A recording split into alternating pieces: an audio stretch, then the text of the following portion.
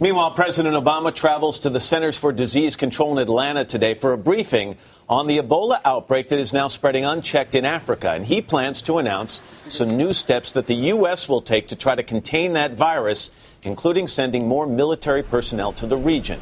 NBC's Tom Costello is in Washington with more on that. Tom, good morning. Hi, Matt. The World Health Organization now predicts 20,000 people could be infected before this outbreak ends. Stopping it from spreading beyond Africa has become a U.S. national security priority.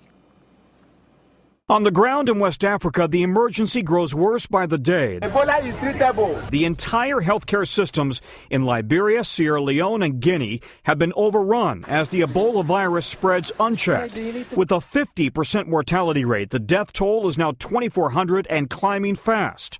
Patients can't get into hospitals. When they get into hospitals, they're often on pallets in the floor. It was in his interview with NBC's Chuck Todd that the president said containing the outbreak is now a matter of national security. And we're going to have to get U.S. military assets just to set up, for example, isolation units and equipment there.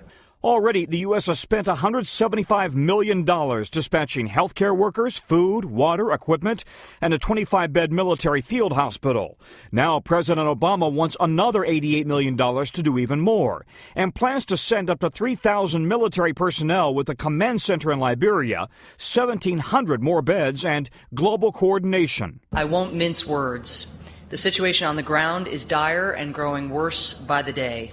So far, 4 Americans working in Africa who contracted the virus have or are recovering, including Dr. Kent Brantley, who talked to Matt 2 weeks ago. I don't think they ever said, Kent, I think you're about to die. But I felt like I was about to die. Later today, Brantley will testify before Congress. Meanwhile, this morning, good news about another American being treated for Ebola at the Nebraska Medical Center. Dr. Rick Sacreswipe says while he tires easily, he's getting sharper mentally, and doctors are pleased. Doctors aren't sure if an experimental drug called Z-MAP is what helped Dr. Brantley and another colleague survive. Meanwhile, this morning, the World Health Organization said the cost of containing the outbreak has now risen to $1 billion and will keep rising if the cases keep doubling. Guys, back to you. All right, Tom Costello.